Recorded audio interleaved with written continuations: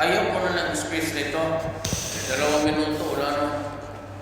Binubula lang kayo, ng mga kwapo kayo dito. Lahat ng magaganda nandito na.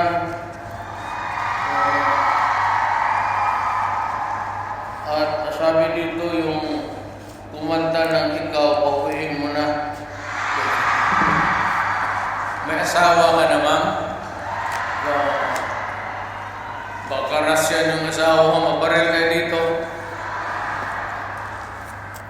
Ang Chief Presidential Legal Counsel, ang Presidential Spokesperson, at isang model sa rampa, mga lalaki, Salvador Panero. Oh. Kita mo? He is the epitome of sartorial confusion. Kasi minsan di ko maintindihan. Alam mo ito, bawal sa, it's People's Palace. Hindi ko naman tinatawag yan. I do not mention Malacanang at all. Pag ako ang nagsalita, I say, my office. Ayaw ko lang. Hindi ko feel yung palas-palas. Pero stricto dyan. Ang problema ito si Panelo, modo talagang the flow of the moment is yung mga butas-butas na maong. Ito yung matatapos na kabots ng kabots siguro. Wala namang dadaldalang kabayo. Sa pinapasok nung bago pa kami, hindi ka pwede pumasok. Kasi nakamaong. Mas mahal pa ito sa walang maong. Pero sabi ko, papasukin mo na naman. Kaya mo yan kasi artista talaga yan. Actually, he is the lawyer almost all na mga artistang na mayroong kaso, naghiwalayan, siya yan. Kaya kung siya mga abogado, tuluyan na talaga maghiwalayan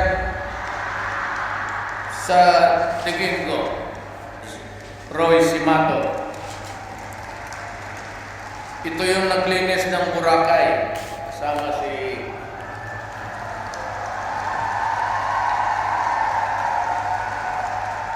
pero nung the very first day I decided to clean up Boracay, it was a cabinet meeting.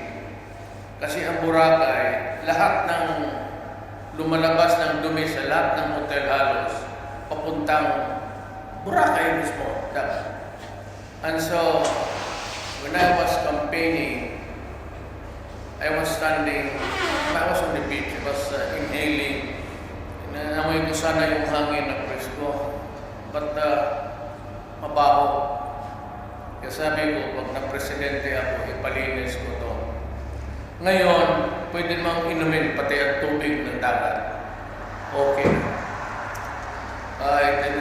Pero nung unang araw, di Bunga, sabi ko, sirahan ko ang Boracay. So news talaga yan. But the following day, sinusundan na si Secretary Lorenzana.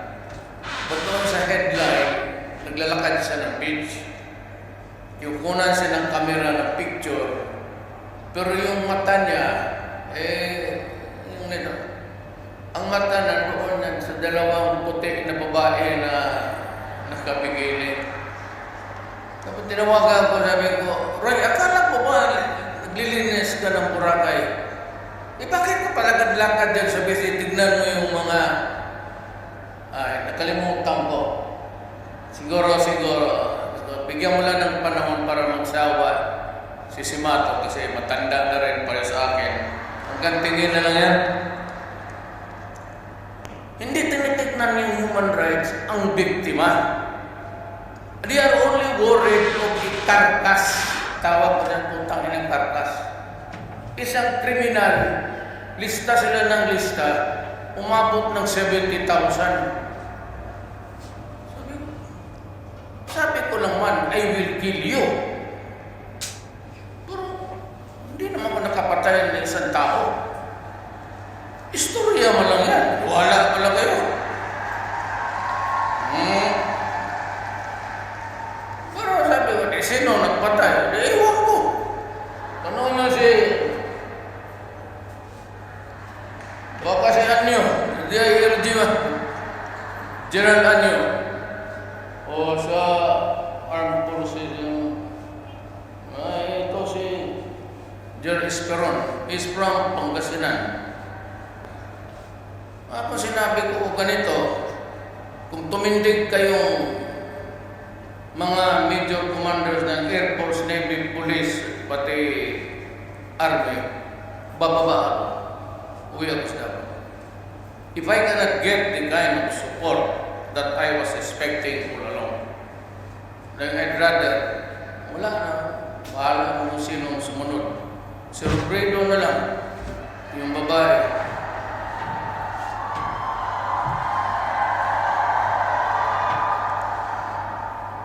Wala kayong makuha dyan sa totoo lang. Ang mga Bisaya, Tagalog, nag-surrender. We embrace Christianity. Nung nag-embrace tayo ng Christianity, we became a very forgiving people. Kaya medyo kita mo ang ating mismong Diyos nakapako sa cross. Diyos na yan, ha? Nakapako sa cross. Ako, matapakan muli ang kalyo ko, paputokin ko yung bayag mo puta. Sakit kaya niya. Kaya, tayo, we are a forgiving people. Alam ko gaano ang sakripisyo ni Kristo. Kasi ako noong from high school, 7 years ako nagtapos ng high school. Naunahan ako ng mga classmate ko. Yan si Dominguez, kababata ko yan. Valedictorian yan hanggang nagtapos na lang sila. Ako nasa high school pa. Kaya sabi niya, walang swerte talaga itong bata na ito. Tatay ko, wala nang bilib. May kasabihan sa Bisaya, yung Bisaya lang, do hanggang pantalan ka lang.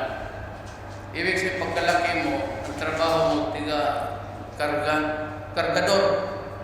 And it's an idiom actually, Visayan idiom. Hanggang pantalan ka lang. Sabi ko sa tatay ko, sige lang, basta bayaran lang ako sa ikarga ko, okay naman. Ngayon, if you look sa background, halos ito, itong mga military team here, halos ito lahat valedictorian. Klase nila. Totoo yan. Kaya umabot ng mga rango. Ito si Bongo, commander ng CSDF, civilian. Kapgo lang yan, kapyo. Kasi wala rin na... But he was with me for 21 years. Mabait to.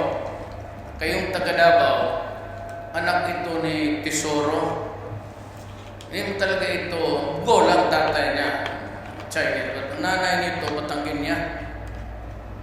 Tesoro yung barong. Naging honorable. Tumindig mo nga po.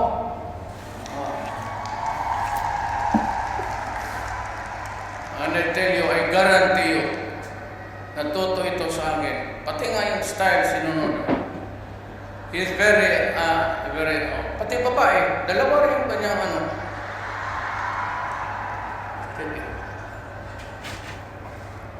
Ako, dalawa rin ang asawa ko.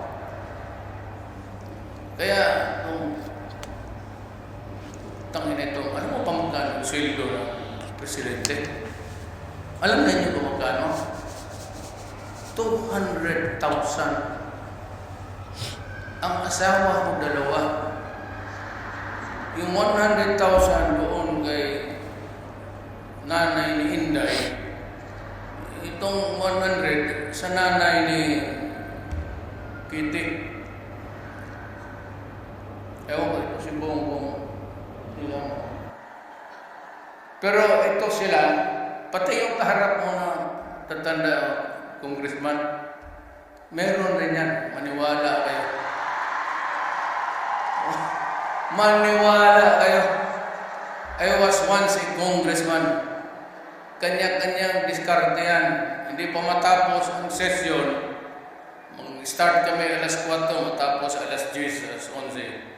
Itong mga to, mawala itong mga alas 7. Kasi hintay, halika na magkain na tayo. Hindi yung asawa ha. Kasi ang asawa hindi tumatawag. Kisihoda ka kung anong oras ka umuwi. O yung kung may mag-apura, hindi asawa yan. Girlfriend yan.